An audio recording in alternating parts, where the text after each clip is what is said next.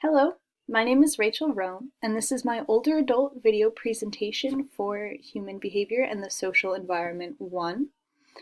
Throughout the presentation, I will be referring to my interviewee as Jerry for confidentiality purposes. So the stage that I selected to focus on is Erik Erikson's Identity versus Role Confusion.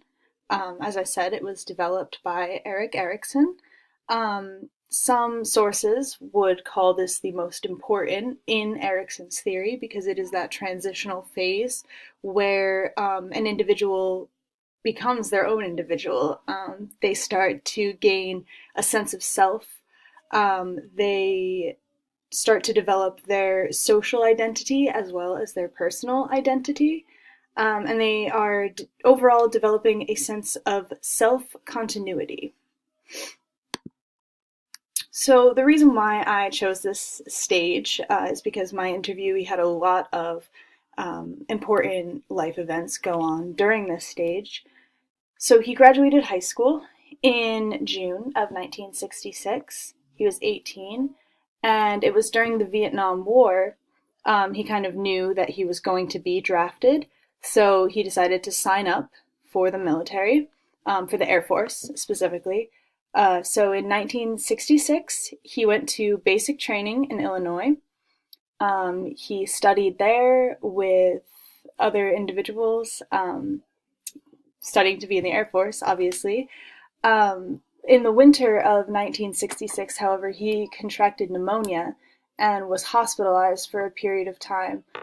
He stated this to be a very emotional period of time in his life because it was still a military-style hospital, so regardless of how sick you were, you still had to make your bed in the morning. You still had to follow all of the military rules and regulations, so obviously being sick, that can be like very stressful. When he finally was released to go back and finish up his training, he was not allowed to graduate with the same set of guys that he started out with, so that was very frustrating and obviously challenging to an identity because, you know, your friends are a part of that experience. So after graduation, in 1967, he ended up going to the Suffolk County Air Force Base, where he stayed for about a year. And in 1968, he was assigned to work in Limestone, Maine, for a fighter squadron working on 106s. Following that, about a year later, he was assigned to the Clark Air Base in the Philippines. And he describes that as the period of time where he kind of saw the most action that he did in Vietnam. So in February of 1972, he had finished his military service and was discharged, and he began working in a prison as a correctional officer. So some of the challenges that Jerry faced during the identity versus role confusion phase, first and foremost would be his military service. This might have complicated his identity formation. A source would describe this as a lost a sense of personal sameness and historic continuity. So the idea is that because everyone has the same haircut, everyone wears the same clothes, everyone is, kind of the same expectations are applied across the board to everyone. This could be complicated for somebody who is developing or trying to develop that sense of self and that individuality during such an essential developmental period. It can be it could be detrimental to developing that individuality to be placed in a setting like that. Jerry described his experience as they allowed them no individuality. They break you down, they give you the same haircut, same clothes, kind of as I was just saying. Those are just in his words. And it has been linked that people who struggle in this phase of identity versus role confusion will tend to have more issues in the next stage of development, which is intimacy versus isolation. specifically veterans who come back and have experienced PTSD. They tend to really have trouble kind of building those intimate connections. Fortunately, it doesn't, not that I am a professional yet, but it doesn't seem Jerry exhibited really any symptoms of PTSD, but this still was obviously a complicated period in his life, developing within his individuality.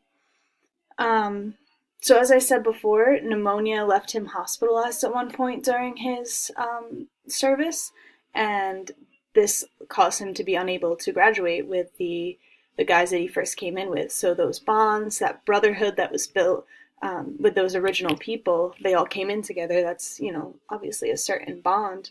Was not to say broken, because he still said that he had contact with them, but it wasn't really the same because he wasn't able to graduate and move forward with them in the same class. He was kind of held back. So that could definitely have complicated the formation of his identity as well. Some accomplishments that he was able to get through is that he did complete 4 years of military service. He stated that he was able to hold on to his humanity in war. He told me a couple stories that were just brutal of things that he witnessed. And I mean, personally, I cannot imagine ever going through something like that. So to be able to go through that at such a vulnerable stage, and, you know, here he is. I think he said he was 73, 72, something like that. But here he is, you know, towards the end of his life, and he's able to look back at these experiences and not be haunted or traumatized by that. And I think that probably came with years of experience and possibly help of some kind, whether it be professional or, you know, the support of loved ones. Um, Speaking of loved ones, the success that he experienced in identity versus role confusion is evidenced by his success in intimacy versus isolation, the next stage. While he was in prison, it's funny, he always says things like, oh yeah, like my wife and I, we met in prison. Um, but it's the truth. They were both working at this correctional facility, and they really seemed to hit it off, and they've been married for, I don't know, I'm really bad at math, but they've been married ever since. And that's pretty incredible that he was able to accomplish that and get through all of those experiences that could really, you know, traumatize, and still come out on the other side and be able to form those intimate, lifelong connections. So the things that were working in Jerry's favor as he was going through identity versus role confusion um, was that he had family support. He has, or had, a mother, father, and a sister. So kind of had that nuclear family. Father presence, as I said. He was, I would consider, to be securely attached because his family always did provide for him. More on that a little bit later. Uh, High parental investment. They were very strict with him, which, as I said, we'll get into a little bit later, but they were very much involved in his upbringing and his childhood.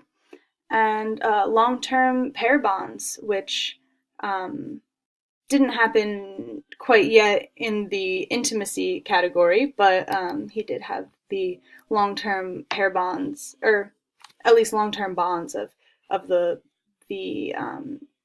people he was training with, the brotherhood that he experienced, and his familial connections would be a long-term bond. And then he does find his long-term pair bond, if you will, in the next phase.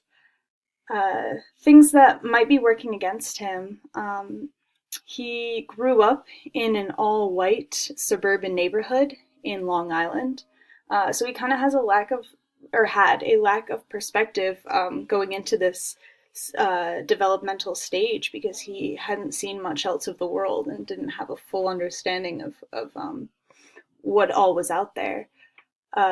His military training is working against him in the identity versus role confusion, because as I mentioned already, that individuality is stripped from you. He is a self-proclaimed smartass, is how he described it to me. He said when he was in high school, he was very, not to say rude, but he would give his teachers a very hard time. He would kind of mouth off, as he described. So that is not necessarily going to be helpful if he's using kind of deflecting as a defense mechanism and not always taking responsibility for his actions. And the other thing that might work against him is the controversy of the Vietnam War and how stigmatized it was. He was saying that a lot of veterans would come home and they wouldn't even tell people that they served at all. People would be spit on in the streets. It was a very politically charged time, and it definitely could have been detrimental to him to kind of be viewed in such a negative light by society upon coming back home. So, some on diversity and difference. As I said, he grew up in an all-white neighborhood. He is a straight white male, so the possibility for opportunity is probably higher for him. He never experienced any kind of bullying or anything. His only encounters really consisted of other white Christian people, so he was very much in a location where everyone had the same ideologies and were the same race. So until the age of 18, he really lacked diversity in his life experience because of his limited scope. So, as I have been saying, came from a white neighborhood. His first experience with race was actually in basic training in 1966. And I probed a little about that because I wanted to know, like, what was that like in such a politically charged time between the civil rights movement and we have the Vietnam War. I wanted to know, like, what were your views? Were you, of the same mindset as others around you? And he was not at all. He said that it was a brotherhood and it was bigger than any race.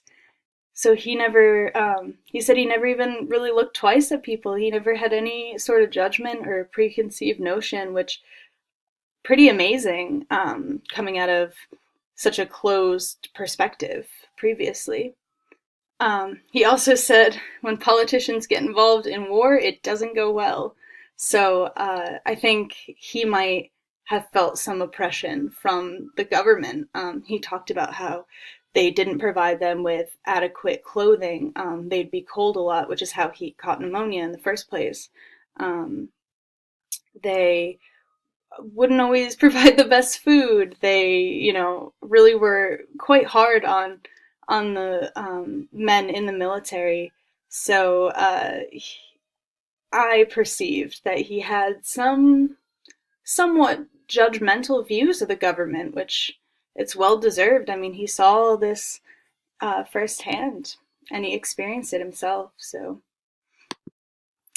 looking at the whole situation from a multi-systems lens, as I said earlier, he experienced a very strict upbringing. He was disciplined frequently. He said, Mom used a wooden spoon and Dad used a folded up belt. But this probably prepared him for the service. He was probably more able to adapt to that environment. Patience was instilled in him early on because his sister was just horrible to him growing up, apparently. He said that she used to lay in his bed before she'd go to bed and pee in his bed and then go and sleep in hers, so that when he got to his bed, his sheets would be all wet. So he never laid a hand on her. He always tried to do his best to get around her, so that definitely instilled a lot of patience in him, which probably worked in his favor towards the identity versus role confusion. His military service reinforced self-discipline. I mean, he was disciplined by his family, and then the military reinforced that and kind of drove home that idea of self-discipline.